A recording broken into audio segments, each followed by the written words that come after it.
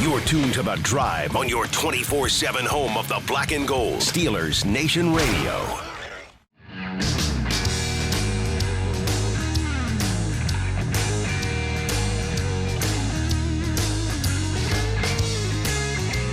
Good afternoon, Steelers Nation. It's The Drive on the Steelers Audio Network here on a Victory Monday. Wes Uhler and Matt Williamson with you for the next 2 hours to recap Steelers 34, Bengals 12.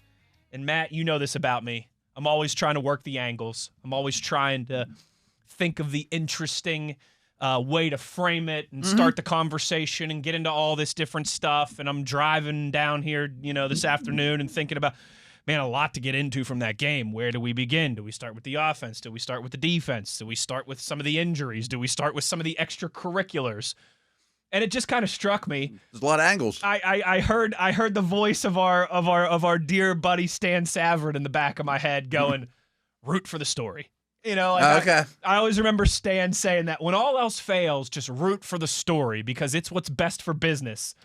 Matt, how everything transpired yesterday from start to finish, the players that were needed for the Steelers in relief, the drama between Chase and Ramsey, couple huge defensive touchdowns for the Steelers, everything going on with Mason Rudolph and Kenneth Gainwell, and that game yesterday was what's best for business. Man, there's a million different things to discuss. Darnell Washington killing guys. Right. That's like 8th on the list. Like holy smokes. Right. That's like 8th on the list. James Pierre turning in an outstanding performance. I mean, there was probably 3, 4, 5 things from this game that would normally be the headline on any other given Sunday.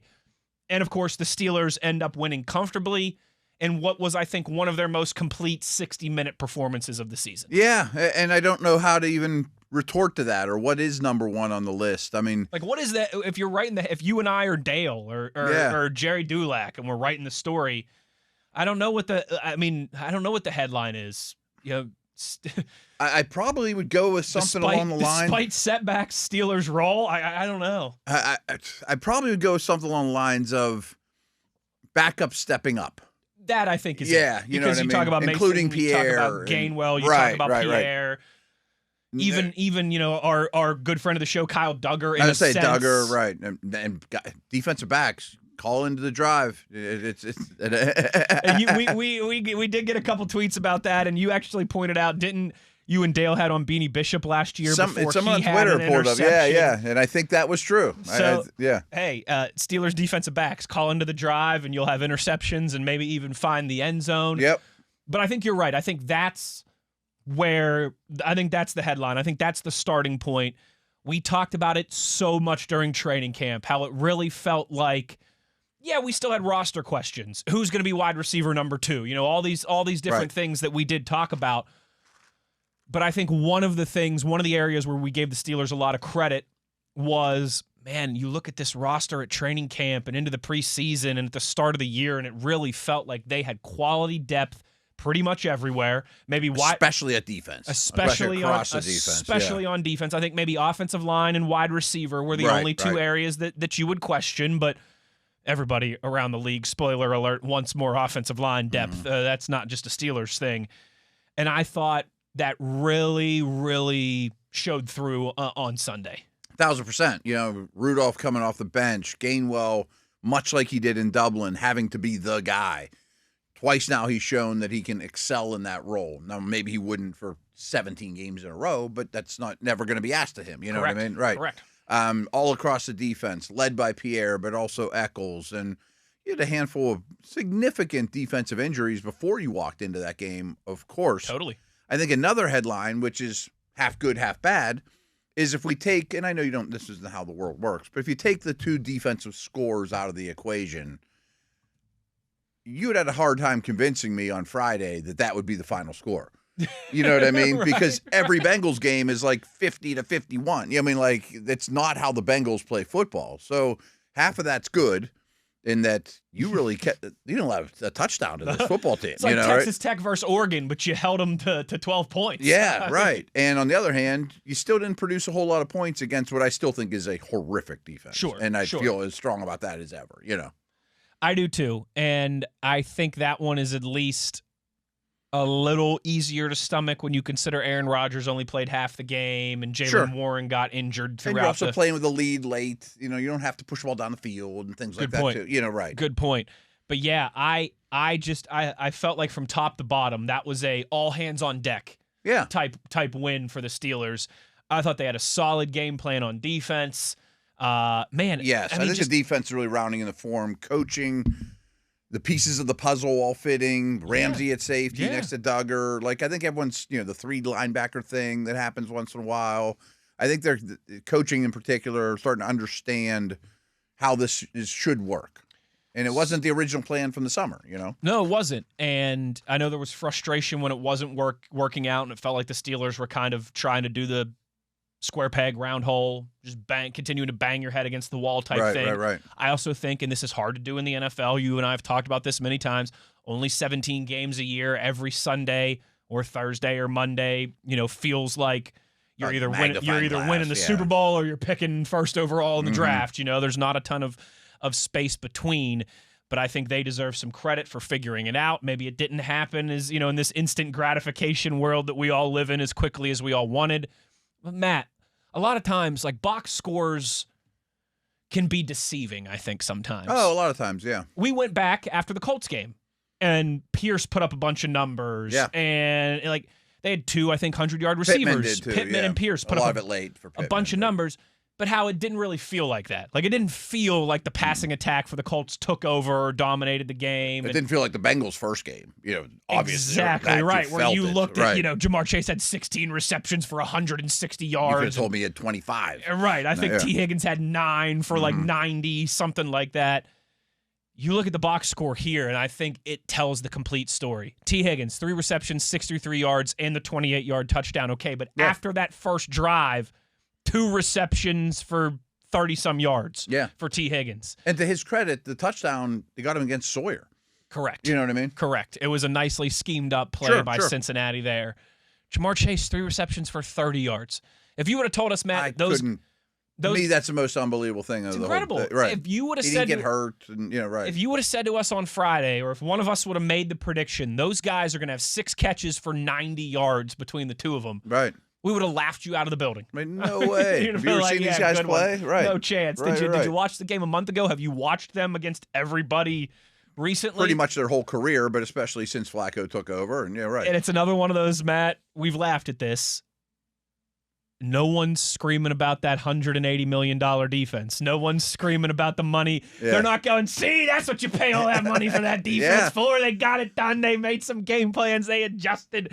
But they did. I thought that they had they did not do the square peg round hole thing. They came in with a different mindset. We're going to flood those short passing routes. We're not going to blitz nearly as much. Yeah, the blitz percentage going down, I think, is here to stay. And they Joe Flacco and company. We're going to tackle. We're going to get a lot of people the ball. We're going to play physical. We're going to hit, They look fundamental stuff. They, over the course of 60 minutes, played out over 3 hours, and I think 5 minutes or 6 minutes, something like that was the final, time from opening kick to final whistle.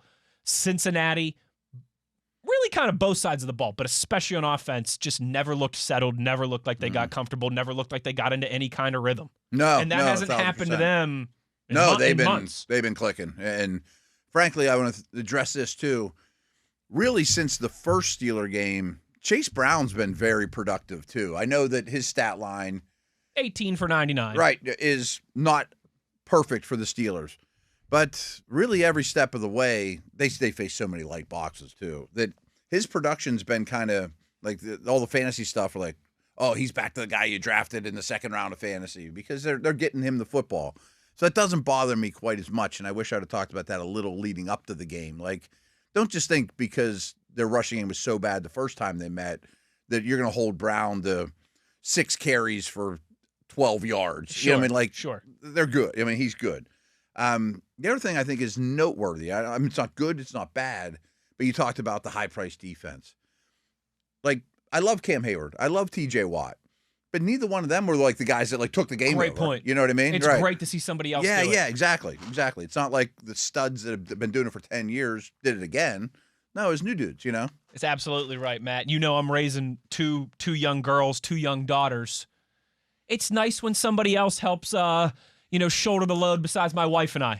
If the aunt takes him for the day or whatever, right? right? Aunt Yeah, takes him for the day, or grandparents are in town and pick up some slack, Right. or my sister comes over and hangs out with the girls for a couple hours. Heck, even if you have to pay a babysitter just to get out. My wife and I know that we can get it done, but it's nice to have somebody else help us get it done. Takes a village, dude. It takes a village. Takes a village to raise a kid or develop a quarterback. I am so glad that you said that, because you're spot on there, especially in a game where you had no Alex Highsmith as well, too. Right. Banged up in the secondary. Dang it, I just did it. As well, too. Son of a gun! What'd you do?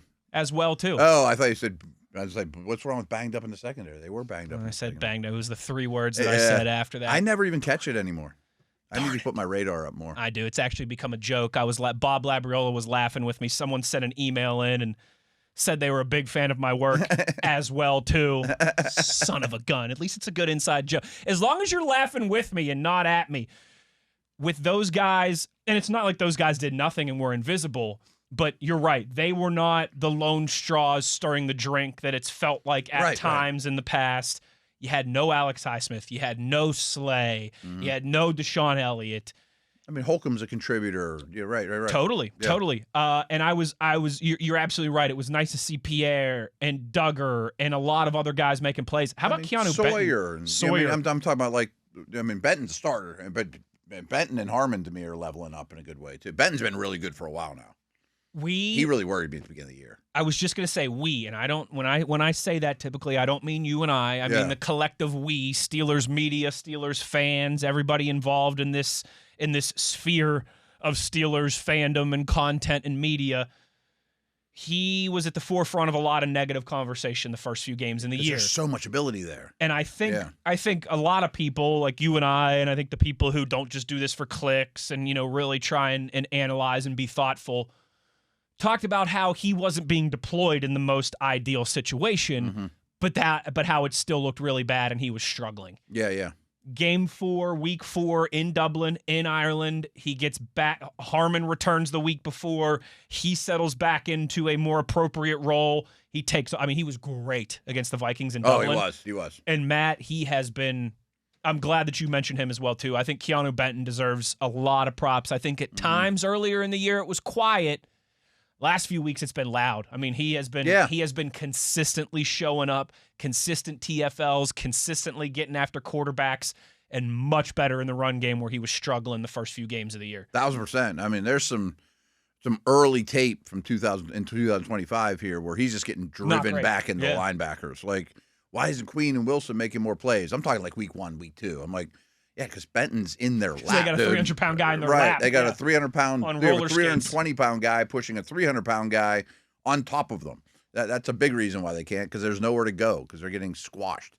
No, I'm real happy with the defense, and particularly at corner, I was worried we'd be like, oh, defense is building good momentum, but then Flacco threw for 420 and Chase, ripped Pierre apart. I'm like, that could definitely happen, against this offense. But I'm confident, they got another test coming up against Chicago that's sort of similar in that they're real good on offense, real questionable on defense, and a much different challenge. Caleb Williams couldn't be any different than Flacco, different schemes and new coach and all that stuff. Unfamiliar opponent. And I'm not trying to get ahead of ourselves. Steelers always struggle in Chicago. I was talking to Pursuta earlier. It is true. They don't play there very often, but it is true. Rodgers is good there, but I don't know if you'll see him, but like, I feel confident that they'll do well against the Bears, too. This isn't just I kind of feel like whatever offense they play, they should be able to play in a variety of manners and a lot more fundamentally sound now, not putting players in position not to succeed. And I think they're in a really good spot defensively. Yes. The offense, I still have a lot of concerns, yes. Right? Yeah. Especially with some of the injuries now that are piling up. I think that's well said by you.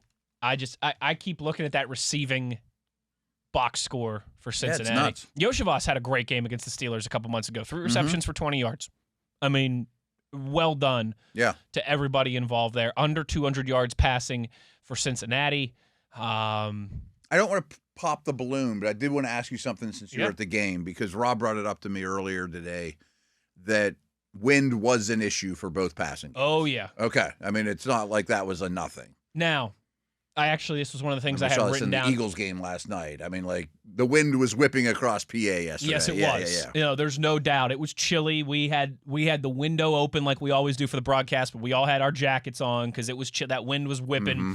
In the pregame, you're watching the goalposts. Yeah, the goalposts themselves were moving, right? The goalposts themselves, the flags are going all which directions, north, south, east, west. The goalposts themselves were moving, so it was definitely windy down there, without a doubt. I think that certainly played a factor. One of the things I did have in my notes, though, was, and this was in the first half, obviously, before he exited the game, but I wrote down, man, Aaron Rodgers continues to miss some guys high and or long. Mm-hmm. Is that becoming a pattern, or is that just because of the weather conditions? Related. I don't know. I think it's a fair question. Right? I think it's a fair question, but again, he ends up There wasn't exiting. a lot in the kicking game, but I think both coaches knew I don't want to be returning punts. I don't want to try field goals as much as I possibly can either, Yes, and you saw for I was almost said both quarterbacks, but I think all three quarterbacks, you saw that be a factor. Mm-hmm. But without a doubt. Like, I like to put myself in the seat of a lot of our listeners that weren't at the game, because I wasn't at the game. I'm sitting there watching too, and they brought it up, and I knew it was an issue, and I live in Pittsburgh, and I know that it's windy out, but I wasn't in the stands, and it sounded like it was probably a bigger issue than just us television watchers would have known. Yeah, no, it was. I would say it was the first time all year with some where you really had to take the elements into account. Yeah, it matters for a Steelers game. Yeah, okay. Yeah. Actually been pretty fortunate to this point that there hasn't been a pouring down, cats and dogs, buckets of rain type game. Sloppy field, who knows? Yes, you haven't. Pursuit was laughing. It was like, snow now you or go to the anything. Windy City, And though, now that always has, like, maybe it was a the good worst tune-up. turf in Maybe the it was a league. good turn-up Right. for the Steelers in that regard. Nice tune-up of, hey, here's a little taste of what you could get next week in Chicago. I looked. It actually doesn't look too bad as of now. Who knows? But you just looks know like, that town and looks this like time high of year, 40s, right? low 50s for next weekend in Chicago. But this time of year, that could change overnight, certainly very quickly. But yeah, no, I'm glad that you brought that up, because that was definitely a factor. That was certainly a factor. And I think that the way that the game played out was Cincinnati having to stretch the field a little bit more and trying to play catch up. Probably helped the Steelers. That was probably a benefit for the Steelers. Yeah. As much as it was a detriment for Cincinnati and what if they the wind do best takes on offense. 20% away of your passing game, that favors the Steelers more than it does the Bengals. Totally. Totally.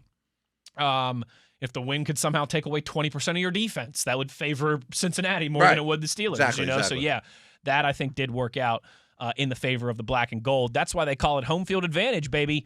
That's every game's different. I mean, every place you play is different, right? It is. Steelers move to 6-4. Cincinnati falls to 3-7. You can stick a fork in the Bengals. They are done. And it'll be interesting to see what the rest of the year looks like from them. Does Joe Burrow still try and rush back at this point? Do you just sit him down? Is Hendrickson done for the year? Is Hendrickson done for the year? Yeah, a lot of crossroads, a lot of big questions for Cincinnati that are hard to find the answers to. But fortunately, we do not have to concern ourselves with any of that. One of the guys that would be nice if they beat the Ravens in a week or two, though. That's a good point. Yeah. All right, Cincinnati. Flacco might have a little something for his old team. Who knows? Yeah, just get one more win, Cincinnati. That's all you need there. One more win, baby, and help the Steelers out a little bit in the process. One guy who typically has some answers and some good things to say is, of course, the voice of the Pittsburgh Steelers, Rob King. We will talk to him when we return on the other side, get all of his thoughts on the Steelers' victory over the Cincinnati Bengals yesterday. Kinger, when we return, more AFC North talk on the other side. Wes Uhler, Matt Williamson, it's The Drive on Steelers Nation Radio on the Steelers Audio Network.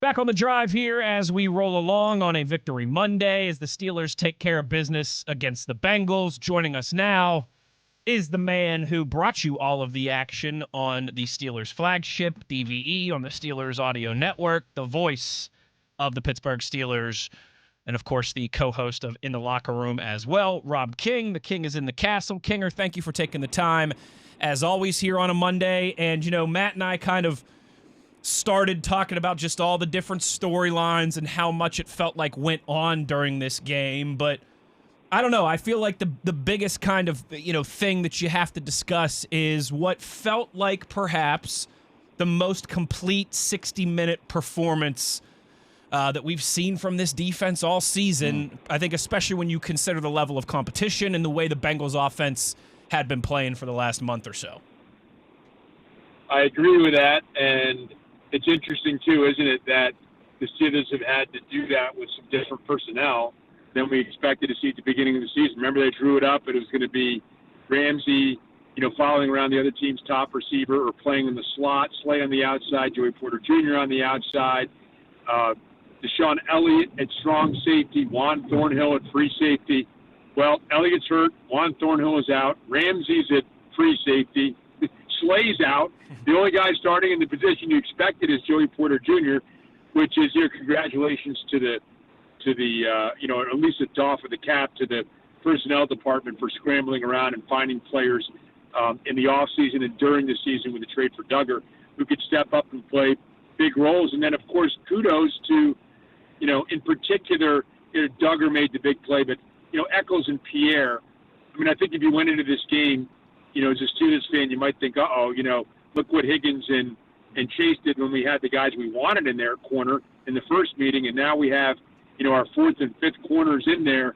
Well, those guys stepped up, and really for at least the second straight week for Echols and the second straight week for Pierre, really played good ball games for the Steelers. Yeah, I was very impressed with the corners, but I know two guys you've been impressed with pretty much every step of the way that I think are improving are the two young defensive linemen. And that's obviously Y.A. Black's a good young defensive lineman too, but he's not a starter. Benton and Harmon, Rob, we've talked about a lot on and off the air all season, but I think both those guys are really taking it to a new level. I totally agree with you. I thought Benton was disruptive yesterday, even if he didn't have the stats to back it up. I thought he played a good game. And Harmon, I think that the defensive line has long been considered by some people an area of concern, and it was especially an area of concern last year when you didn't stop the run against the Ravens and you didn't stop the run against the Eagles. Then you played the Ravens in the playoffs and didn't stop the run again. And, that was fresh in our minds. And you go out and get Aquale gets hurt on the defensive line. But, the investment of Harmon and, Benton in his third year supplementing what we know Cam Hayward can do has made a big, big difference on this team. I think where I agree with Wes's assertion that this was a very good, solid all-around game, I still think there's more there. I think it's trending in the right direction in a number of different ways. I thought they played a good game against the Chargers. I just thought they were out there too long in L.A.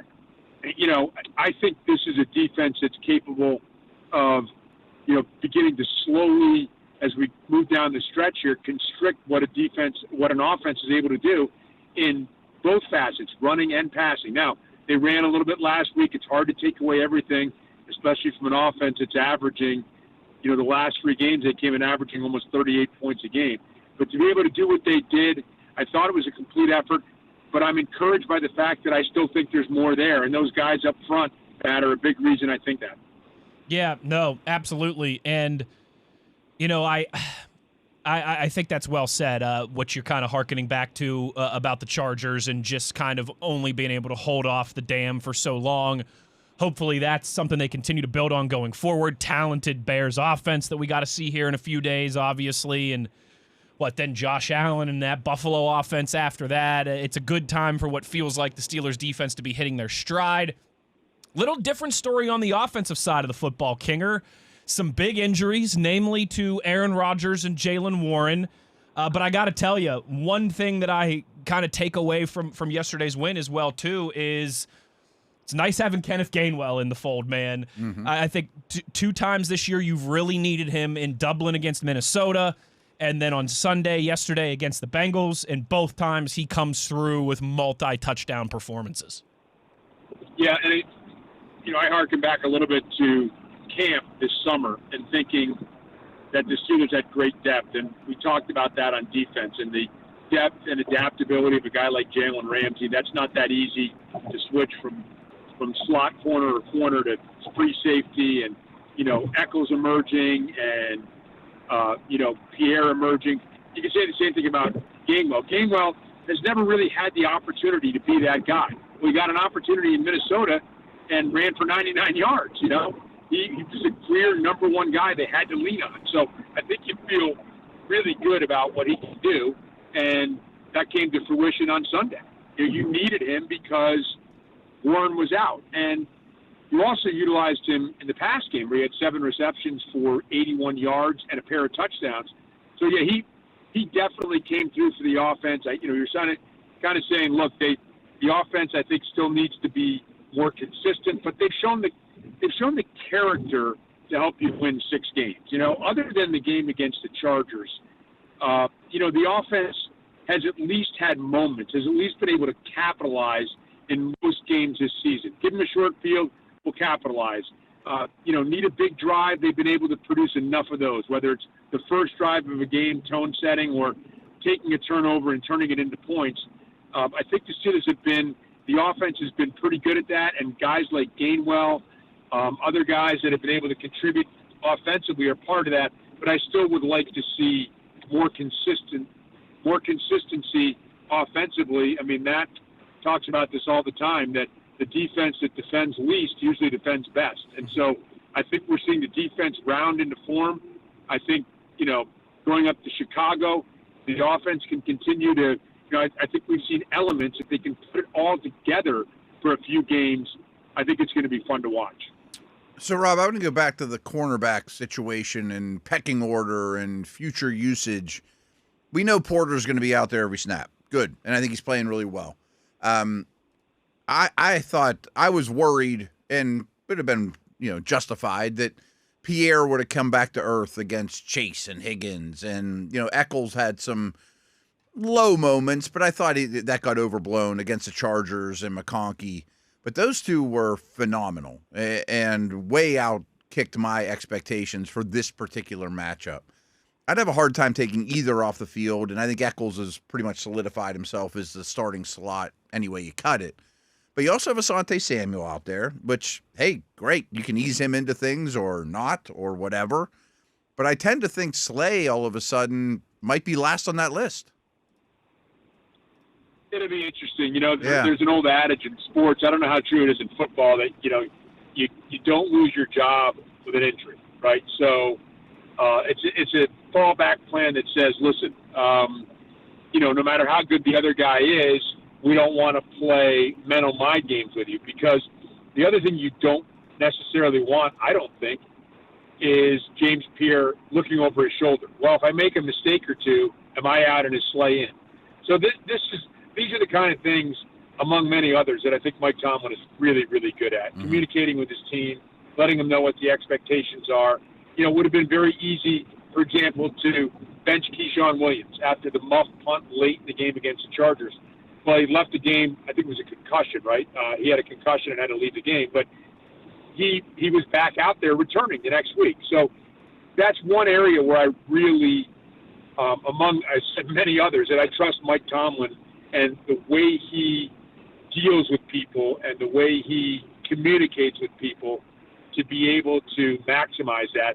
At first blush, Matt, it's hard for me to disagree with you. Yeah, these guys have been good, and they've earned the right to play, in my opinion. But we'll see. Rob King, I tell you what, it was a fun game, I think, from a lot of different perspectives, a lot of different storylines, a lot of different things going on, some injuries, backup quarterback, divisional rivalry stuff. Kinger, just do me a favor and make sure you're not hawking loogies on anybody the rest of the week, okay? No. I'm gonna keep my loogies to myself. And by the way, I've talked about it very little on the airways today. I'm not really sure why, but kudos to Mason Rudolph for coming in. Yeah, really. What a pro's pro, coming in and changing things at the line of scrimmage and getting people into the right situations and the team into the right situation and not shrinking from the moment and just going out there and proving once again his worth as we've seen in the past. But kudos to him for a great job. And now on to Chicago. We got all week to talk about it, but another big game coming up, guys. No doubt. And I'm glad you mentioned Rudolph, because you said it perfectly, but I think that's exactly what you want in your number 2 quarterback. Come in when you're not super prepared, or maybe he has to play a stretch here for a month or the rest of the season. I don't know. But, you're fine with it. It's a professional. Yeah, he is, and it shows that he's prepared, right? It shows that he's not just like, well, it's Aaron's job, so I'm going to be sitting here in the meeting thinking about what I want to get a giant eagle after the game for dinner, or after practice for dinner, right? He's clearly not doing that, and that shows. It shows when he comes in, and that's appreciated by his teammates. The only time a guy comes in and has to fill in, I mean, he's not just your number 2 quarterback. He's a number 2 quarterback behind a first ballot, 4-time MVP, first ballot Hall of Famer, superstar quarterback, and he came in and the offense didn't miss a beat. Oh, well said. Well said. And that is what you want from your backup quarterback. And, hey, hopefully it's not too long for Aaron Rodgers. Maybe he's good to go in the Windy City. Maybe he does need a week or so on the sidelines. But I think we all have faith that Mason can captain the ship in the absence of Aaron Rodgers. Great stuff from our friend from the voice of the Steelers, co-host of In the Locker Room, Rob King. Kinger, thank you for taking the time on Monday, man. We'll talk to you soon. Always fun. Thanks for having me on, guys.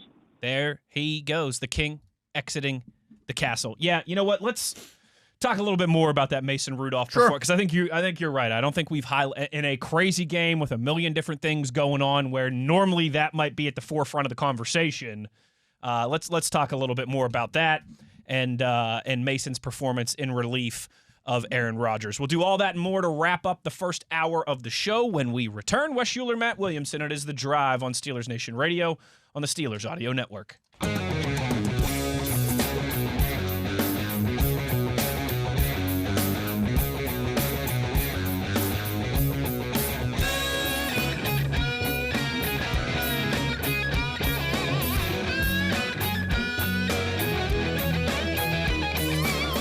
Back on The Drive here on a Victory Monday. And Matt, let's piggybacking off of how we kind of ended things there with Rob King. Let's talk a little bit more about this quarterback situation that the Steelers currently find themselves in. I assume Tuesday we'll get more news. Yes, tomorrow. That's the Tomlin about press 20 conference. hours or so from now, that'll be at the forefront. I'm Of sure course. Mike Tomlin will even address it before he opens things up for questions. Starting quarterback, right? It's the starting quarterback. It's Jalen Warren I want to know about. I mean, a lot of these guys. Right? Absolutely, absolutely. The dudes that were out. Alex Highsmith. Right. Yeah. They didn't seem too far away. Highsmith's leg, right, et cetera. right. So, there will obviously be a ton around Aaron Rodgers. I mean, the Disrail thing, but that's more of a middle of the week conversation, but Asante Samuel could be looming out there, He too. absolutely could. Right, yeah. Would be a good time to have that happen. Sure. And as many bodies as you can get in the secondary at this point. Mm-hmm.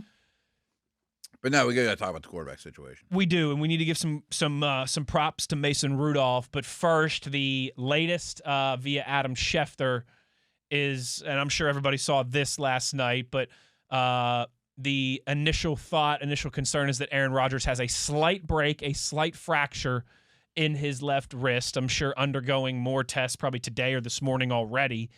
And according to Schefter, it is shaping up to be Mason Rudolph versus the Bears next week. Oh, really? But there's also reports out there that Aaron Rodgers wants to go and thinks he could be ready.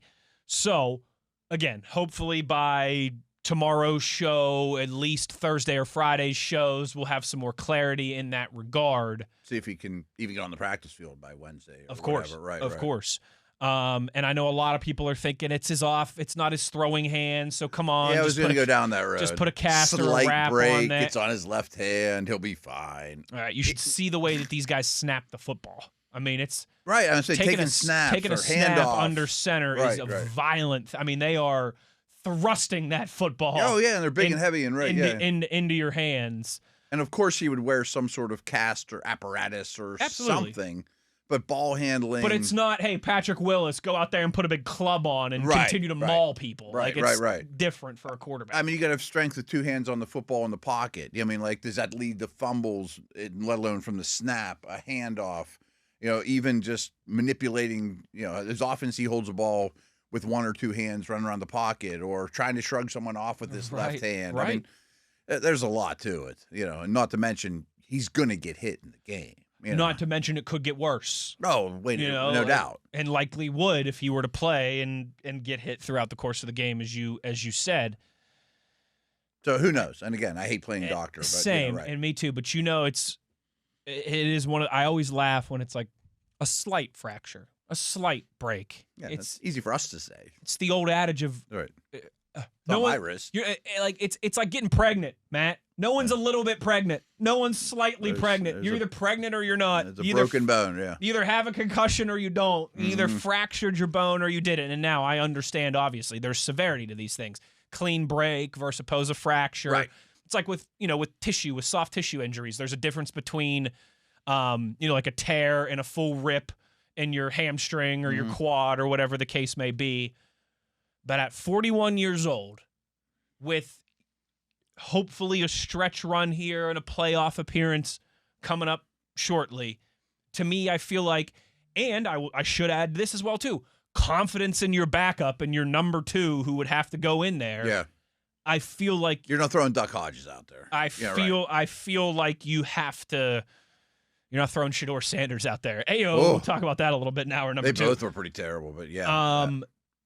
I feel like you gotta err on the side of caution. As much as Aaron wants to be out there, particularly in Chicago against an old rival that he has owned. Yeah, that's been the word. It's like Ben Roethlisberger going to Cleveland. You know what I mean? Here comes your father walking through the gates of the stadium. Bears fans aren't real fond of Aaron Rodgers. They are not. Yeah. There's a little history there.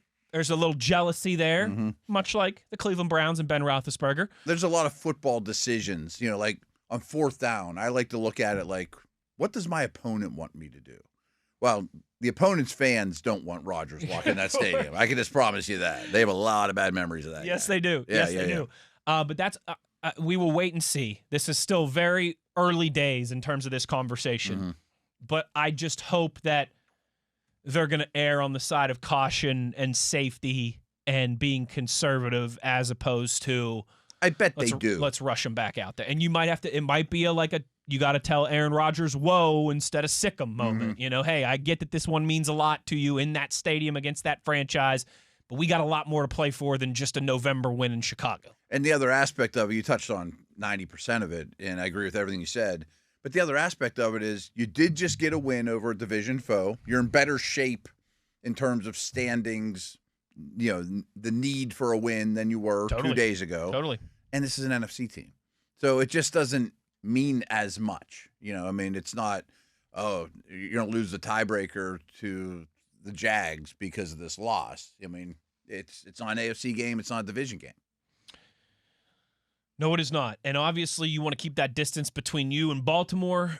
But at the same time, again, the bigger picture is you've got a lot of important AFC games coming down the stretch. You got the Bills in a couple weeks. Right in the heat of right in the middle of the playoff race. You've got 2 against the Ravens. And Matt, again, I think the biggest thing in this for me, because I know we said we'd talk more about Mason Rudolph in this segment. The biggest thing for me is it's hashtag with all due respect to these guys that I'm about to throw under the bus. It's not Duck Hodges. It's not Shedeur Sanders. No. It's a proven backup that's here for this reason. It's a proven backup that, literally, you and I, we did some over and unders before the season. And one of them was over under 1.5 meaningful games of action for Mason Rudolph this year. Yeah. Well, we're at a half. We're right there. Yeah. And that is why, as Mike Tomlin said in his postgame, and I thought it was a very good way to put it, this is an exact quote, but I'm paraphrasing. He basically said, this is why we value Mason Rudolph as a member of this collective. Yeah. Is because you trust him in situations like this, not just to avoid all disaster and get you out of the stadium, but to literally step in and navigate that ship and keep you rolling. And I thought albeit against a poor defense and all that different stuff, but at halftime, here you go. It's not like he had a whole week to prepare like he would in this case. No, not at all. I think you have to feel about as confident going from one of the best ever future Hall of Famer to a backup. I think this is about as confident in the backup realistically as you could hope for. Right. And I've gotten this question a million times, and you will too, and I'm not avoiding it in this conversation because I don't really know the answer. But you can make the argument that his half of football was better than Rodgers. Sure. Sure. Or than the last 3 halves of football of Rodgers. I'm not avoiding the fact that Rodgers hasn't played his best of late, and I think Rudolph's a high-quality dude, and it took a lot of people a lot of time here to realize that. I mean, I know he went to Tennessee for a while, but before that, he became the darling, right there at the end, mostly because the people around him before him were so bad. Yeah. But that doesn't discredit what he did at the end of that stint or what he did yesterday. And now's not the time to talk about who the future quarterback is or draft or any of that stuff. But it wouldn't shock me one bit if the plan is next year, Mason, you're going to start week 1, and Lenore Sellers is going to or whatever. Sign me up for that. I tell you what, he looked great. Lenore Sellers was looking like Lenore Sellers again on Saturday. I didn't pick that name by accident. We'll talk about that on Wednesday. We'll talk about that on Wednesday. Don't get me too excited. I'm with you. There's a reason they brought him back. There's a reason that they value him like they do. Mm-hmm. I think everything you said about Aaron Rodgers. Listen, I know there's a lot of people, and this is another one of those. I tell you this all the time. I realize Twitter's not a real place. Mm-hmm. I realize social media, YouTube comments, all that stuff, it's not a real place. There's a lot of people out there that last night and this morning are like, just stick with Mason. He's better than Aaron anyways. I ain't going there. No, I'm not going there either. But I agree with what you said, that it's not like Aaron had been lighting the world on fire his last handful of halves of football. If he got hurt in week 5, nobody'd even throw it out there, Correct. Right. Correct. And maybe that's the final piece of this, Matt. Am I crazy as we talk this out in real time to think that maybe even a week off might do Aaron Rodgers a lot of good? I was thinking that too. Like as you said, err on the side of caution, but Rodgers, sometimes it happens to so many guys. A little bit of time away from the game, whether you're mostly for young dudes, but I mean, Flacco went to the couch and then came back and played way better than before he went to the couch. I don't know that'd be bad for him at all. Not to humble him or anything like that, but just have a chance to breathe. I mean, I bet his knees and back and shoulders and things that aren't on the injury list don't feel great right now either. You know what I mean? No doubt. Yeah, right. Matt, if he was just a normal 41-year-old, I think that would be the case. And, as the weather starts to turn. And, right. But especially when you take the hits that he's taken over the last couple weeks. Mm-hmm. He might come back a new guy. He might come back with some renewed energy, some new vigor. Mm-hmm. It's not like, and you said it perfectly, not to humble him or you need to sit down and think about what's going on here. Might just be nice for him to breathe for a Sunday. And more I think it through, too, like, hey, things aren't going great on the offensive side of the ball.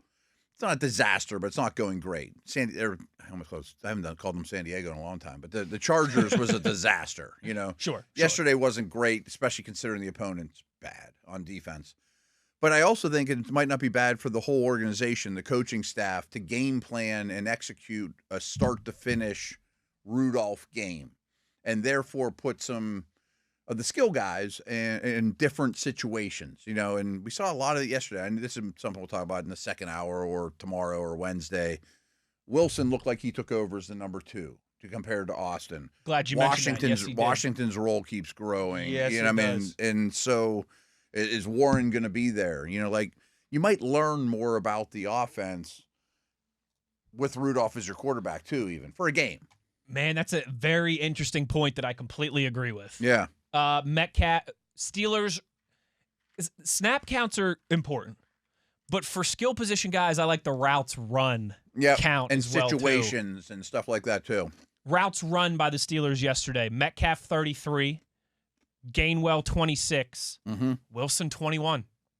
I mean, number 3. One more than Washington, who was at 20. Jonnu at 18. Freiermuth at 14. Calvin Austin all the way down at the bottom at 12. Yeah. So, again, I have already started to compile Matt's stats for the Bears. Of course you have. So, in 2 receiver sets yesterday, Wilson played 53% of the snaps. Obviously, Metcalf's on the other side. Austin only played 20% of the snaps in 2 receiver sets. I think that's pretty telling. And Austin's now been held under 35 receiving yards in 6 of his last 7 games. Like, I think he might be in the doghouse a little bit. I mean, he's not producing. I think there's some of that, and I just think. And maybe Wilson's coming on. I mean, like, it could be both. Combination both of things. Combination of things. I also think there's some. It's not like Wilson caught 8 balls yesterday, though, either. The way the offense is operated is not necessarily conducive to Calvin Austin's skill set. I tend to agree. It was one thing last year when he's really fast and he can run those 9 routes, those go routes, and get underneath the Russ Moon balls. Mm-hmm. That's not what they're doing. They're not doing any of that this year. No, they're not just chucking it up and holding the ball. I think that's a big part of it as well, too.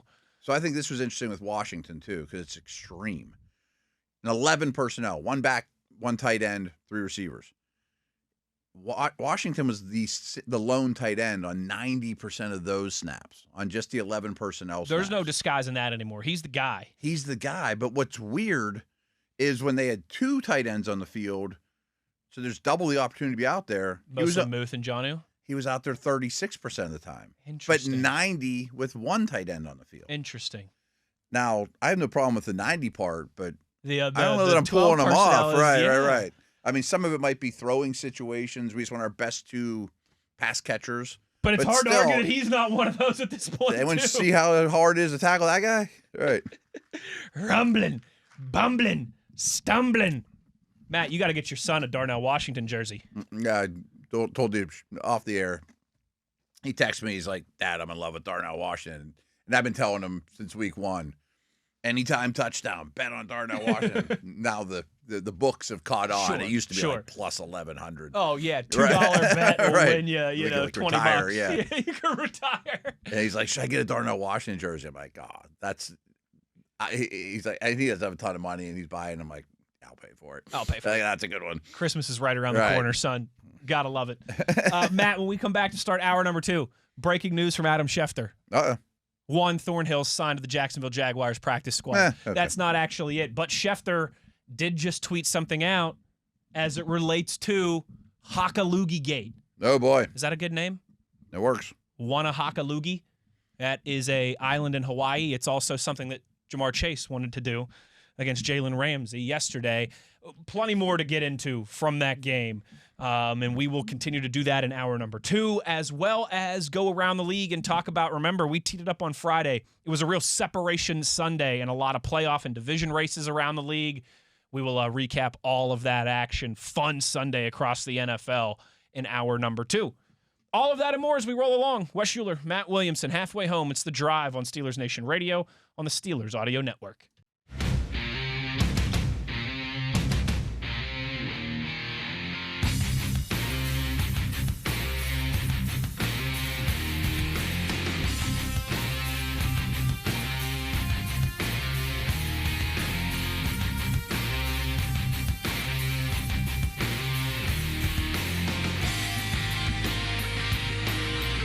Good evening, Steeler Nation.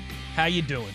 Well, that's good. Us too. Hour number 2, Wes Uhler, Matt Williamson. It is The Drive here on the Steelers Audio Network on a Victory Monday for your Pittsburgh Steelers as they take down the Bengals 34-12. Matt, we have, in the first hour of this program, covered just about, I think, every angle of that game, except for maybe the one storyline that nationally is going to dominate that game. Yeah. And that, of course, the Spitgate, or whatever the heck people are calling it, between Jamar Chase and Jalen Ramsey. And according to Adam Schefter just recently, let me get the exact wording here so I don't mess this up. Wait a second. I just had it. Where is it? An NFL spokesman said that the league is reviewing the incident between Jalen Ramsey and Jamar Chase, and a decision on supplementary discipline is expected today.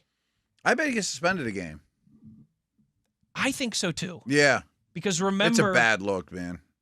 I think there's 2 big things at play here, and you're right. The first is it's a bad look, and the NFL typically has, when stories like this that have nothing to do with the actual on-field product ascend to the forefront of the news cycle, they really don't like that. No.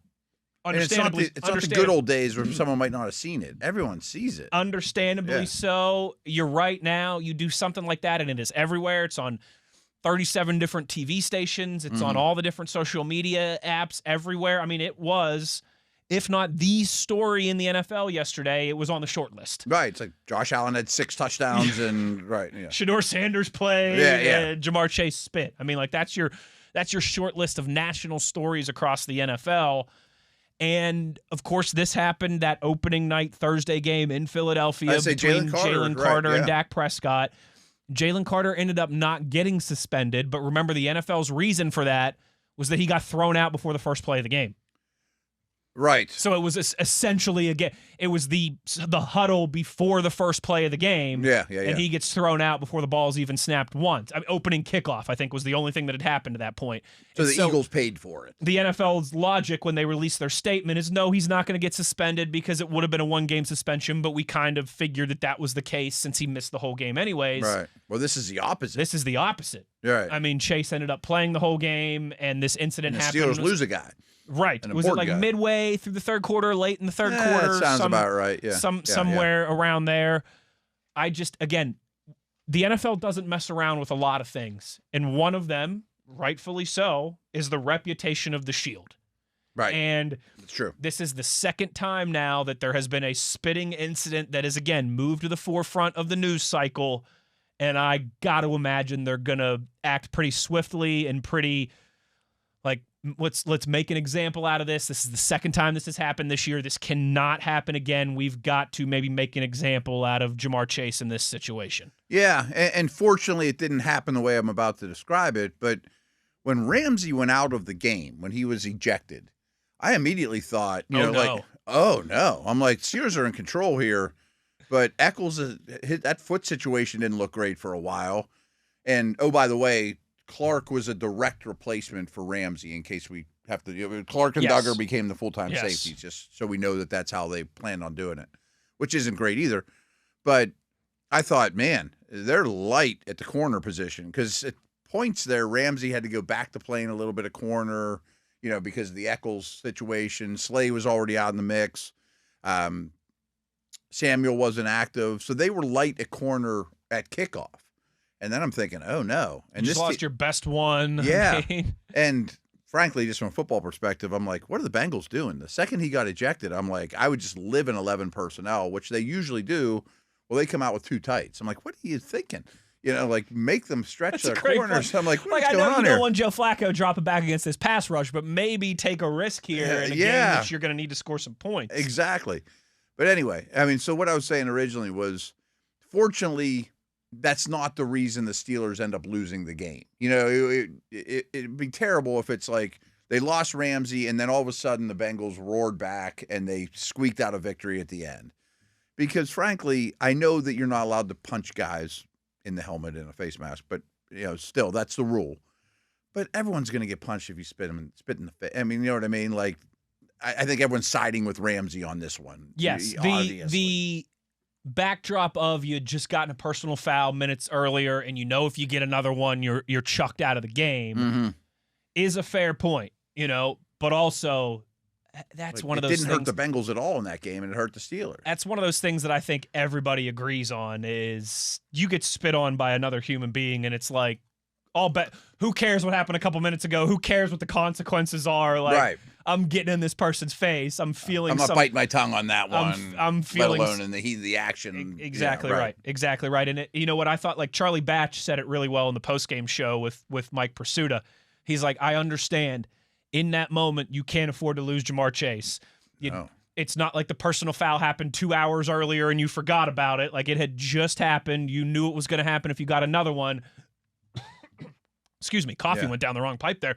But he was like, but at the same time, he's like, I don't want to hear from anybody about self-control.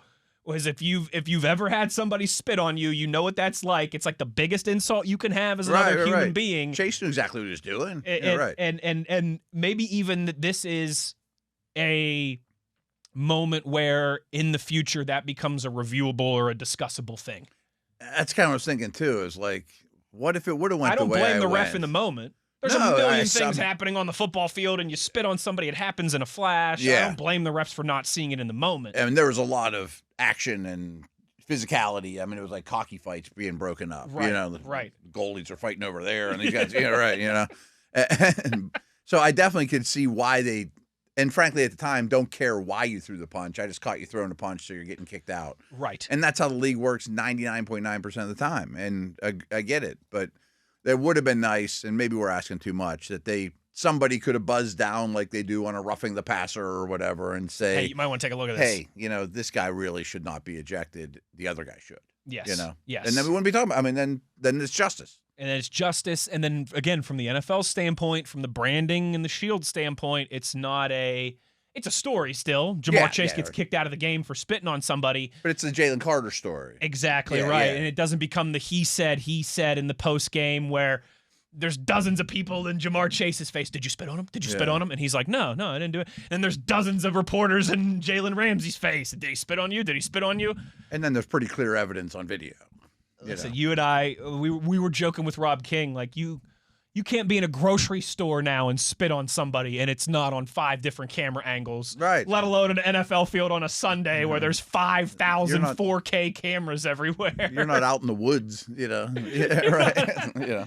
You are certainly not out in the woods, and that always surprises me.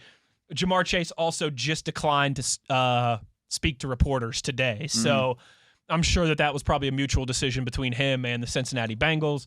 That's something we'll continue to wait upon, Matt. Unfortunately, became a storyline in this one. Yeah, but again, you overcame it. That's the biggest. Forget the supplemental discipline and all that different stuff. I think we were all in the same boat when it happened. You all thought, "Oh no, this is still a 1-possession game." Right. I'm like, oh no. Ramsey's playing great. 20-some minutes left in the game at that point. Ramsey's playing great. The defense is playing great. Is this going to be the moment that flips this game on its head? And I was worried. That's the first time I was really worried outside of like the first quarter. Same. I'm like, oh no, this is something that could change the tides. First 40 minutes or so, you felt like you were in the driver's seat. Yeah. You had a real stranglehold on that game. And then that was like could this be the moment we're talking about all week that cost the Steelers a win and could potentially cost them the division and playoff spots and all this stuff? And boy, would that have been crappy. Would have been terrible. Right. Would have been terrible. Fortunately, now I think it's easier to discuss in the aftermath of a win with a little bit of grace for Jalen Ramsey when you realize what happened. But it's still it's not a great moment, and I think the NFL is going to react accordingly. Yeah, and I think he'll get suspended for next week, which doesn't do the Steelers any favors. Sure, but I mean, he deserves that, and that's a week without pay, which is a substantial check for that young man, that's right? True. That's an expensive loogie. Yeah, I mean, so that's a nice chunk for charity out there, a couple $1 million going to charity. But I do think it's kind of interesting too that Ramsey has now played 2 games against Chase in a Steeler uniform. I assume he matched up against some point in his life. I don't know. They played in the Super Bowl, didn't they? Back in that makes sense. Yeah, 2021 or whenever that was with the Rams and the Bengals. But yeah, I'm sure that they've a few times. But I assume they'll play more next year. But the first game, Chase does historic things in the stat sheet. The second one we just described in great detail. What's next? I mean, like it's like the Rumble in the Jungle. The Thrilla in Manila. Mm-hmm. Stay tuned for next season's chapter between Ramsey and Chase. Yeah, sure, something that we'll have some clarity, some final verdict on eventually. But now it's good that you can put it behind you. You can move on. You can have a little conversation with Jalen about, hey, we understand what happened out there wasn't right. We need you on the field. Just keep that in mind going forward. But yeah, all in all, he's been great. I mean, I thought he's setting the tone, and free safety agrees with him in a big way. It really does. Yeah. He was laying some wood early on some of those guys. And yeah, him and Kyle Duggar seem like they've really got a quick and instant chemistry that's been playing well off of each other. And so, yeah. It's a real stabilizing force, but that's why I said after the first time, but now it's like, now they're like impact dudes. Yes. Right. Yes. And that's big physical. Those guys are dripping with ability. They are. They're not 22 anymore, but still. Yes, no doubt. And you're going to need those guys playing at that level against the Chicago Bears defense. Yeah. Against a Chicago team that has now won 7 of their last 8 games. They're an interesting team. The more I dig in, the more excited I am to find out more. I said that, like I do the quick Rob King and Max Starks stay on air until Mike Tomlin. We've talked about this before. They stay on air until Mike Tomlin. And then for the road games, Tom does the quick little scoring recap from back here in the studio because we goes around the league super quick because we have to clean up and go. But for the home games, I do the quick little recap because I'm there in the booth with Pursuta and Charlie, anyways. And I said that at the end we do a quick. It's 90 seconds, 2 minutes. Yeah. I do a quick scoring recap. Here's how it all went down. Darnell Washington did this. Duggar picked 6 that. Boswell hit these field goals. Just kind of the quick scoring recap. and then I look at the NFL scoreboard, and I said, the Steelers' next opponent, the Bears, they win in Minnesota 20-17, whatever the score was, 19-16, whatever the score was. And I said, don't look now. The Chicago Bears have won 7 of their last 8 games, getting ready to host the Steelers. And They're I was in first place. And I was like, and then I sign off, and I'm like, Mike Pursuta and Charlie Batch are up next with the postgame show here on the Steelers Audio Network. And I kind of put my headset down and everything, and Pursuita's sitting next to me, and he goes, Bears have won 7 of their last 8 games. Like, where did that come like from? when you say it out loud like that, this is one that suddenly is going to have a lot of buildup. I think as we get closer and closer to Sunday, and you're going to need all hands on deck in that secondary and that defense once again against a talented Bears offense. Yeah, it's going to be a similar script. Their defense has some issues. Their offense is getting better and better and better. They're at different places. Caleb versus Flacco, new coach, et cetera. But still, that's a dangerous team. They're playing really well right now, hitting their stride. We'll talk more about that big win for the Bears when we go around the league, when we return a jam-packed slate across the NFL. We'll get into all of it here in hour number 2. Wes Uhler, Matt Williamson, it's The Drive on Steelers Nation Radio on the Steelers Audio Network.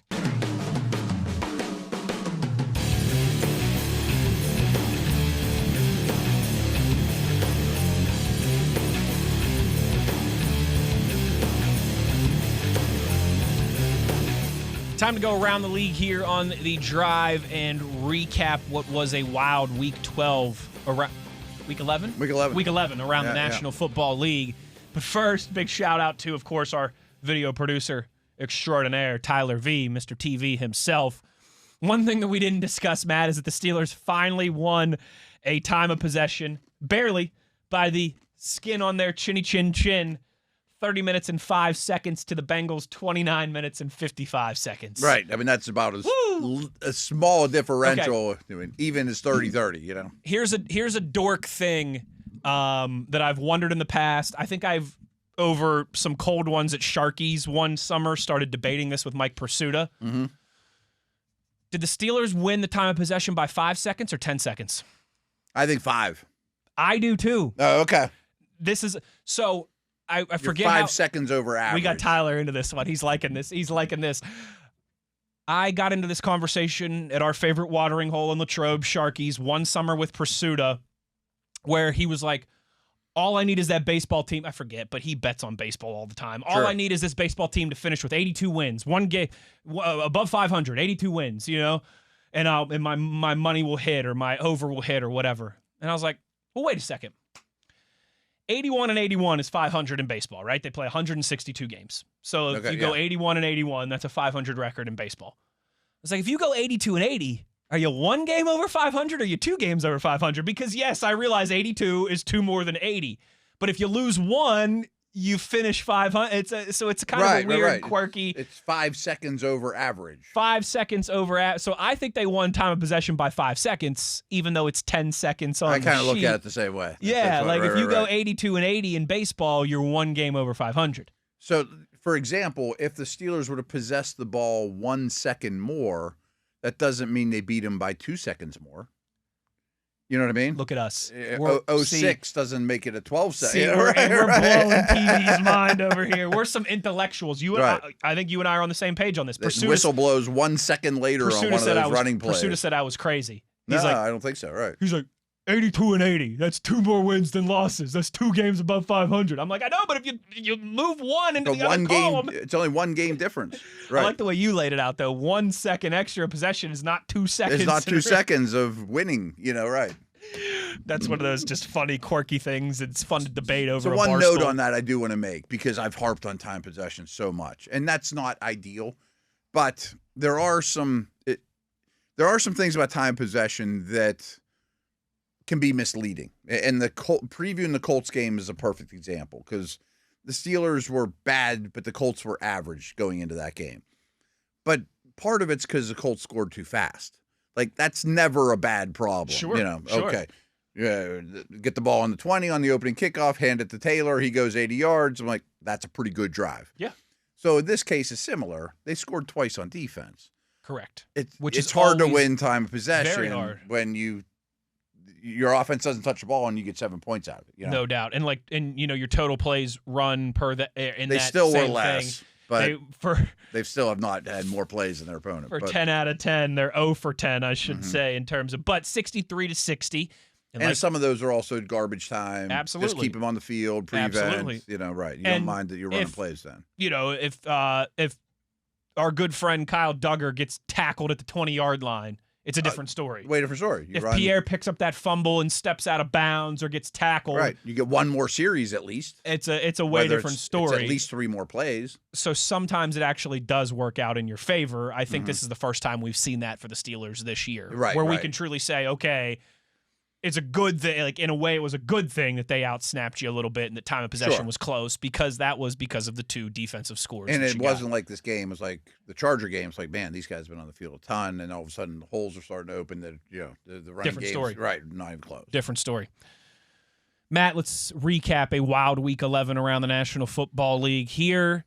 First in Madrid at the fabulous Santiago Bernabeu. It goes into overtime. The Dolphins 16-13. I didn't get to check out the stadium much because I was in here with Tom and it was on, but we were doing the pregame. Doing the pregame show. Then I had it on the phone and driving home, and You had real work to do. It's okay. I'll let it slide. But the Dolphins continue to prove they're not a pushover. They're not. They're going to factor into, like, they still got to play the Patriots again and the Bills again. They could maybe beat a good team. They, I think, will even though they won't be in it, they'll have a say, they'll have an effect, they'll have a factor on the AFC playoff race down the stretch here. I mean, I would have said this going into that game. The Steelers too, probably did on our Power Rank show. I think Miami's noticeably better than Washington right now. Yes. I mean, Washington's a mess, and we're probably overrated coming into the year. And maybe McDaniel can save his job. And I've kind of said all along, we know that they get the ball. They scheme up a Chan and Waddle really, really well. Yeah. And that's a hard thing to deal with. The defense isn't a joke. They got a couple Ferraris out there. Yeah. And sometimes they spin out and they crash, but other times they go really fast and win a lot of races. They have played Buffalo twice already, but they still do play New England. Okay. Obviously the Steelers, they play Tampa Bay, so they've got some teams on the schedule that they could really have an effect on. They could cause the Steelers problems. They could cause the Steelers problems. Yeah.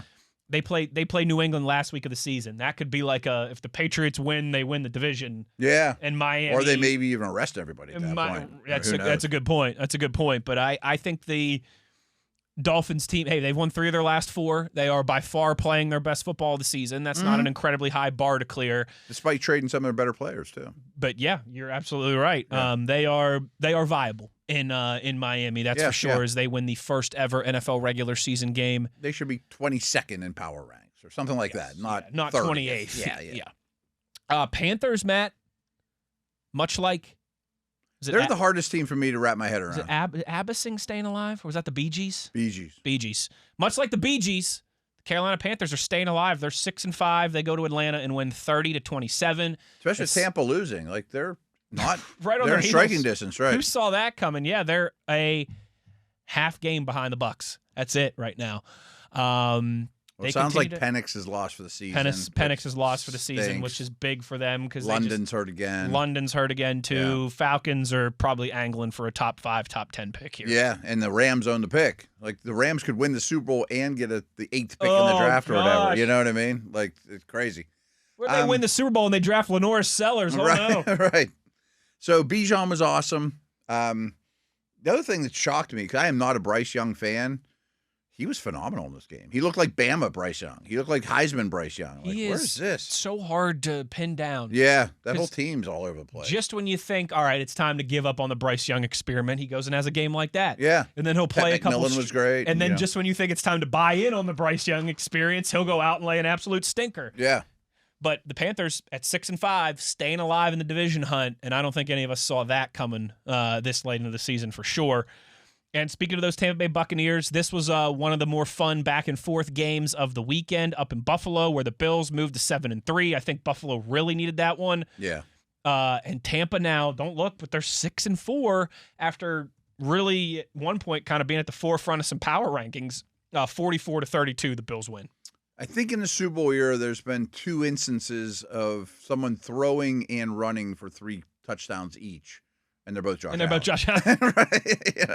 He'll probably do it again next year. He's pretty good. He gets in the end zone at a remarkable rate in every way you can imagine. The Bills have their flaws, but they also have Josh Allen. Yeah, and their run defense is a flaw. I mean, I think this is a pretty equal game, except for a couple Josh Allen magic. Like I wouldn't be super down on the Bucs or anything.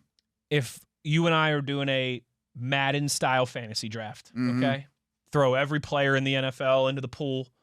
You're drafting, starting over. Yeah. You've got the first pick. You taking Josh Allen? You mean in the real world or fantasy? No, in the real world, right here today. You're starting an NFL team. Every player in the league is available. I might take him over Mahomes at this point. I think I might as well, too. Yeah. I might, too, just because, again, he's so hard to prepare for. He's a nightmare. He's an absolute nightmare. I think he's going to go down as an all-time great. I do, too, especially he just gets one Super Bowl. He's going to be on that. He's going to be on that short list. I don't know that team can win the Super Bowl, though. I don't either, but, hey, he might be able to will them across the line. We'll see. If anyone in the league can right now. Huge one for the Texans, Matt, as they started slow, fell behind in Tennessee, but came back to win 16-13.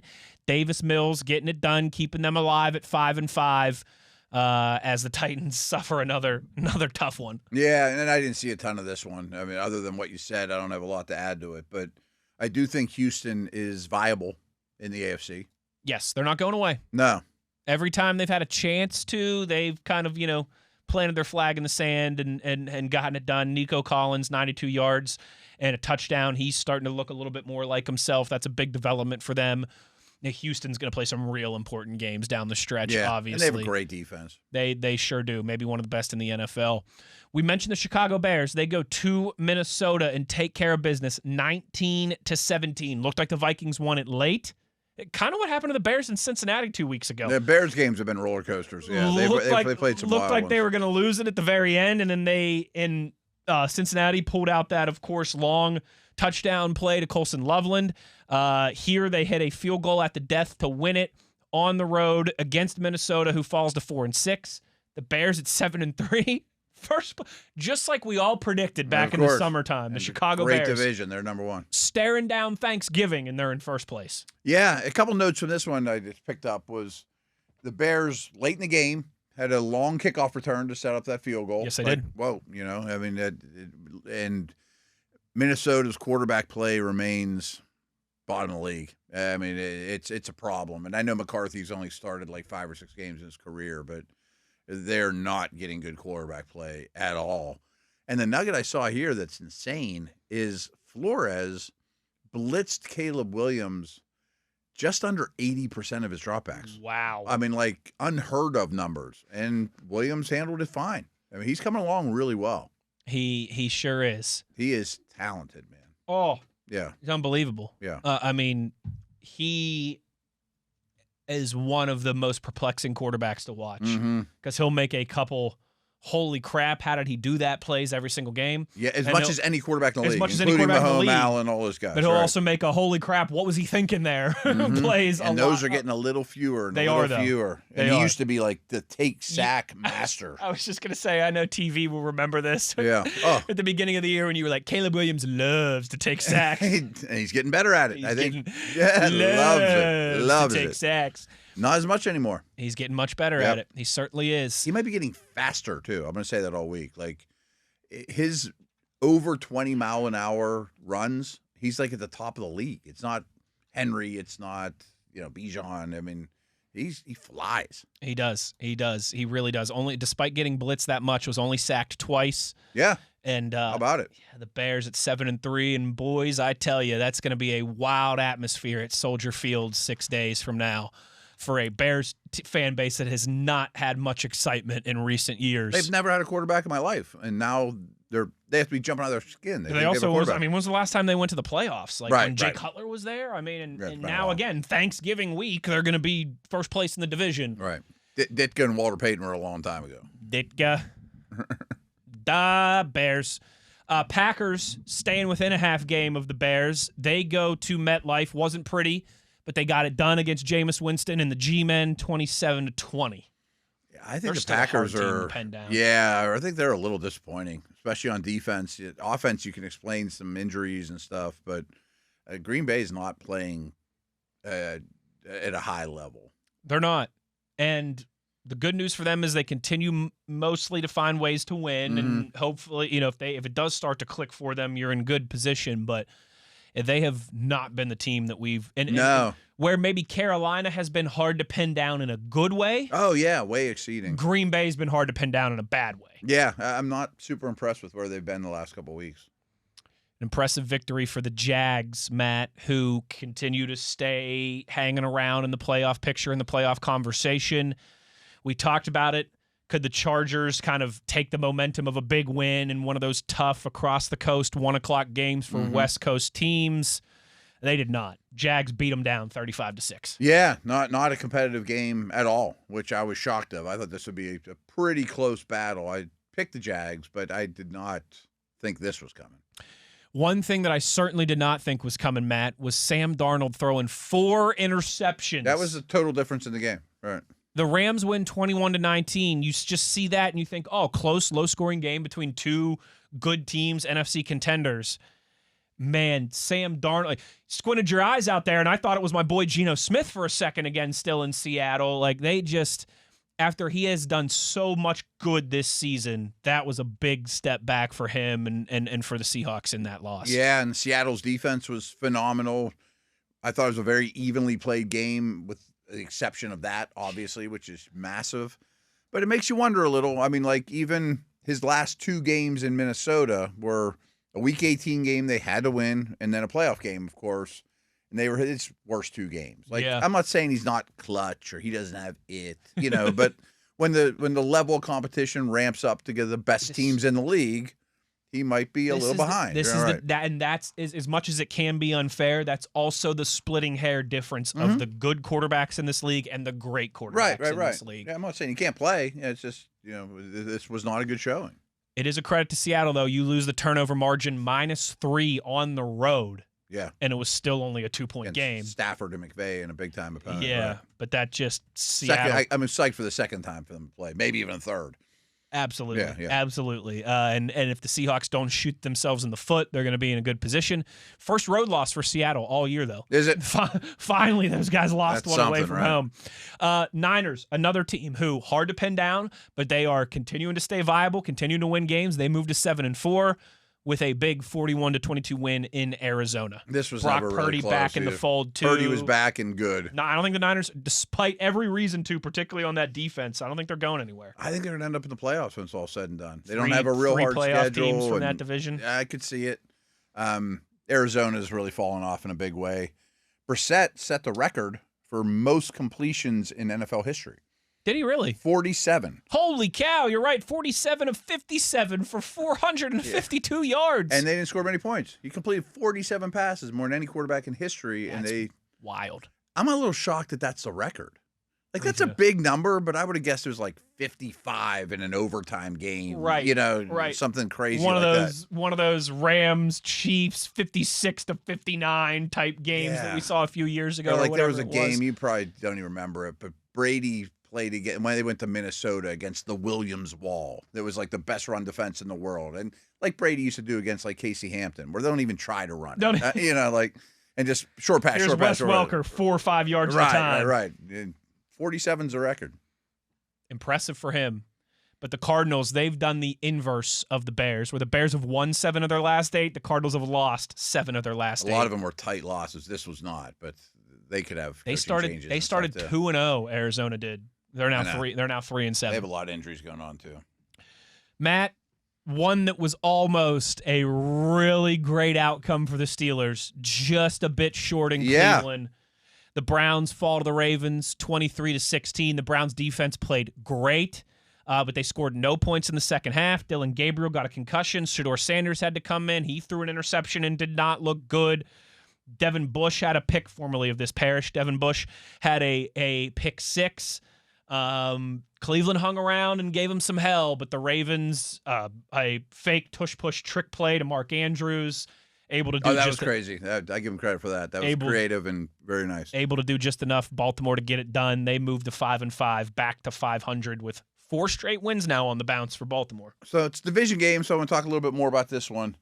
I know I'm not allowed to say anything good about Myles Garrett, but he had 4 freaking sacks, and I think he's going to set the sack record. I mean, You think so? Oh, What's he at now?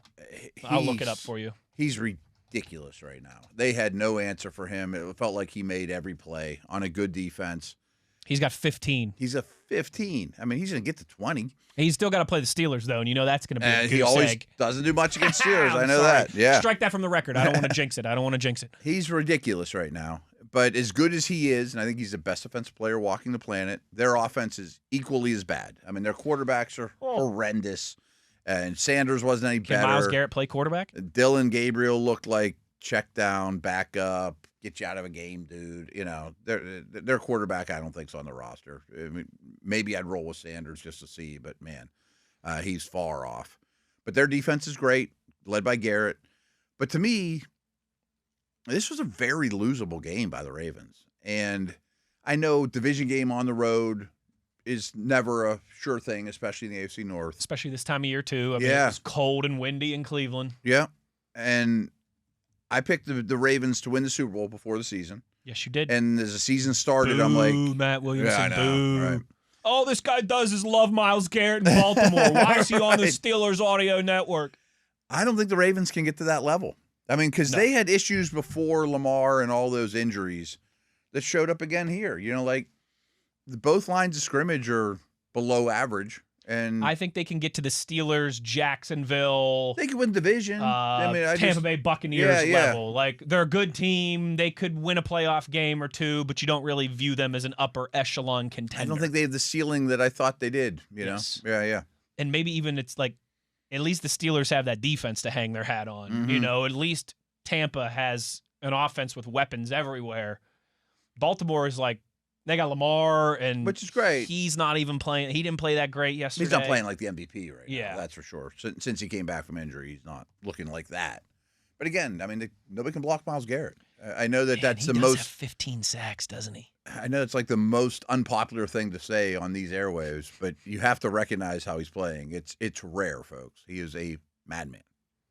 7 games left for Cleveland. What's the record? Like 21 and a half, I think, isn't it? That TJ and the thing is, he gets them in bunches. Michael Strahan. Yeah. I mean, whenever he gets a bad tackle like he did yesterday. 22 and a half. I don't know if he'll get there or not. I mean, he needs 7.5 more to tie in 7 games. Yeah. 8. I mean, he could definitely get 8. If he has he's averaging way more than if he has another 4 now. or 5 sack game, I mean, he'll be. That's the thing is, whenever he gets, a cream puff, he gets 5. Okay, they got the Raiders, maybe the worst offensive line in football next week. Yeah. Geno holding onto the ball way too long, trying to make 2 or 3 there. Forget about it. Right. Then they host the Niners. That might be tough. Yeah, it could be Shanahan, tough. I'm sure will have a good game plan. Trent Williams, he'll be smart mitigate. and not let him beat him. Titans, he could easily get a handful there. In Chicago, he could easily get a couple there against Caleb Williams. Okay, then they host the Bills, Josh Allen, different animal. Then Steelers, then at Bengals. Dang, he could, man. Yeah. I don't like that. No, I don't either, but he is. You watch the game yesterday, it's like they have no answers for him at all. It's like watching Lawrence Taylor in 1983.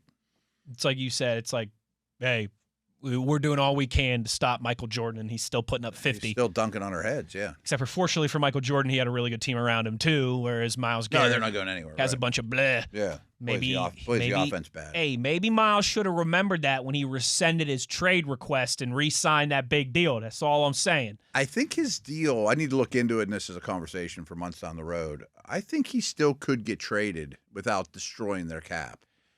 If you're Cleveland and you've already got 2 first-round picks next year, why not have 4? Why not have 4 or 3 and then 2 again in 2027? Right, and draft a million offensive linemen and the best quarterback in one of these 2 drafts. I mean, by the time you're good again, is Myles Garrett still going to be good? I mean, you're 3 years away probably from being good. He's also close to 30, isn't he? Exactly, Which I don't think he's going to fall off the face of the earth, but that's also just father time, common sense. Matt, 2 more here, and they were 2 very important ones, 2 5-star matchups. The first in Denver, where the Broncos, don't call them Yonkos, Myron Cope. Yeah.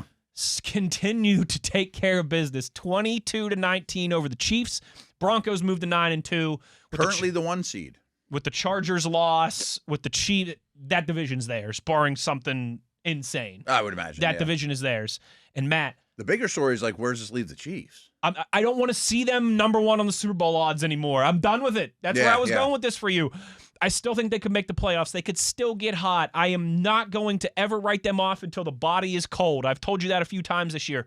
But I'm done talking about Kansas City like it's just inevitable that they're going to flip a switch and become world beaters again. Yeah, me too. And they haven't played bad in any of these losses. They're all respectable losses. You lose the Bills in a tight one in Buffalo.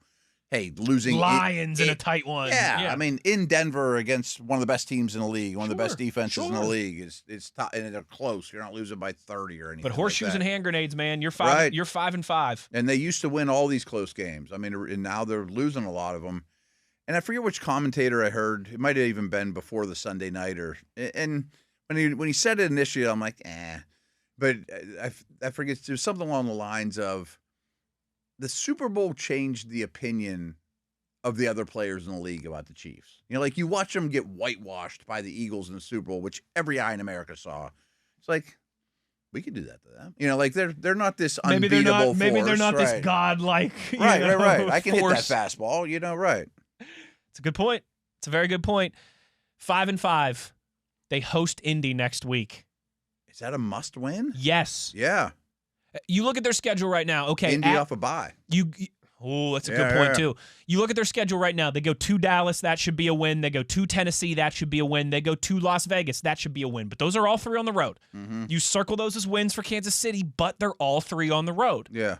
Colts at home, tough. Texans at home, tough. Chargers at home, tough. Broncos at home, tough. Yeah. They probably need 5 more wins to get into the postseason. 2 more losses at most. I mean, if you lose to the Colts this week and you're 5-6, right? It'd be amazing if like the Jags go on tour with Taylor Swift and just take the rest of the year off. Right, man. I mean, and they do not have the tiebreaker against the Jags. I think they have bad tiebreakers, which is important to note. I'm glad you mentioned that. Yeah, Bills they don't have the tiebreaker against, and if Houston what's their AFC record? If Houston beats them, they wouldn't have it against them either. Lost to the Chargers, beat the Ravens, lost to the Jaguars.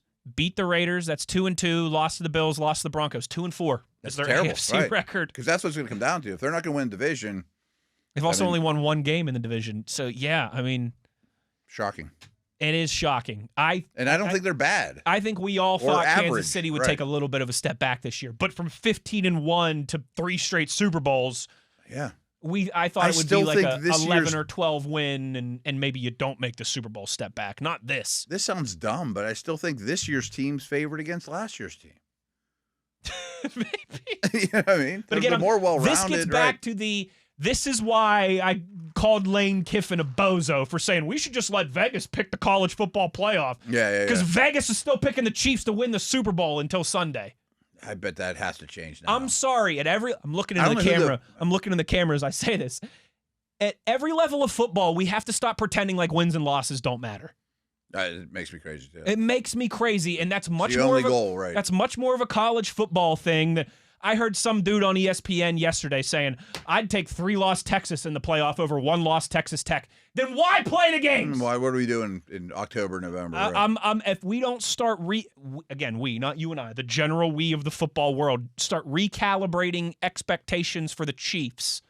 What's the point of playing the games? What's the point of the results? Just put Kansas City in the AFC Championship game. I'm going to look tomorrow, but I'm curious who is the favorite in the AFC. I mean, we'll get one more game in the books. That's why I always do things on Tuesday. Not that it should I don't really think the Raiders matter. are going to influence anything, obviously. I'm guessing it's the Colts. The Buffalo Bills have overtaken the Kansas City Chiefs, the Broncos right on their heels. Then the Colts, then the Baltimore Ravens. Wow. Bills, Chiefs are still second best. I don't feel strong about any of those teams. Still, I mean, I'd probably take the Colts, but is Daniel Jones going to outduel Mahomes in the first round? Bills 1, Broncos 2, Colts 3, Chiefs 4, Ravens 5. I guess I'm not shocked that the Bills are 1. Patriots right there as well too. Yeah. And again, Matt, if they've played 10 games, 7 games left. If the Chiefs win 6 of their next 7 and go into the playoffs at 11-6 or whatever that would be, and are the team that nobody wants to play, that wouldn't surprise me. Not one bit. But they've lost, I think, all benefit of the doubt now until we see that happen. That's where I'm at. Yep, I agree with everything you said, but I don't want them coming to Acrisure and No. the wild card rounds. No I know doubt. that. I know that. But like if they were coming here on Christmas again this year, it wouldn't feel like it did last year. No, I agree. When that team was 13-1, and it was like, oh man, this could be a rough day out. They're just kind of like another team right now. I mean, they're not the team. They're another team, albeit with one of the greatest quarterbacks and one of the greatest sure. coaches that we've ever seen. But again, the games matter. The results matter. If not, let's just have Alabama versus Ohio State every year for the national championship and the Chiefs against the Packers for the Super Bowl this year, or whatever, the Lions or whatever it would have been going into the year. Speaking of the Lions, they drop a tough one in Philly. They got whipped. Low-scoring, physical game. I think you're right, though. Another wind game. 16-9, the Eagles win, but it felt like one of these games where the final score wasn't really indicative of how the 60 minutes played out. Felt like the Eagles were... It's the defense. It is roaring right now. And I think they're only going to get better. They're only getting better. As Phillips and some of these pieces continue to get more and more comfortable with what they're being asked to do. Yep. They're great at basically every level of defense. Extremely well coordinated.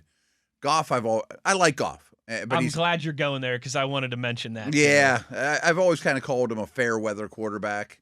Played in L.A. and then a Dome. And fair weather is kind of a generic term. I don't always mean bad weather, rain, sleet, hail. I just mean tough times too, and protected well. He's a certain style. He's not an improv guy.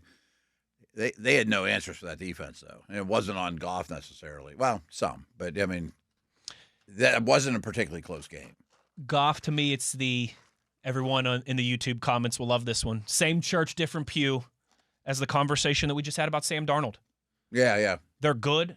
They belong in the NFL. Heck, they're even better than good. Like, they are the top 10 guys. In that 8 to 12 range, 8 to 14 range of quarterbacks in the NFL. But in games like this against teams like that, that's where the Allens and the Mahomes and the Aaron Rodgers of the world really separate themselves. Why McVay went away from him. As all-time greats. And I think we saw that. Just so many opportunities for Detroit to make a play and just couldn't get it done. No. But, boy, their offense was overwhelmed. Yes, they were, and all of a sudden, don't look now. Lions are 6-4 without a ton of wiggle room. No, and the Eagles are coming on strong in a tough division, and the Eagles are 8-2 and starting to look like that proverbial NFC favorite once again.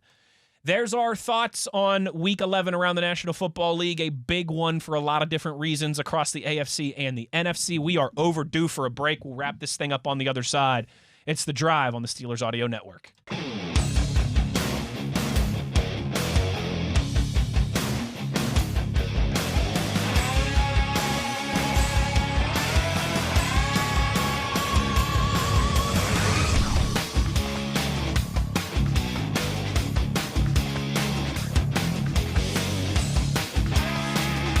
Final segment of the day, Matt, and we have like 100 seconds before we got to go. Yeah, we've been talking it up. Beefy around the league segment, baby. I like doing that on Mondays, though. We do spend the vast majority of our time here on this show talking about the Pittsburgh Steelers.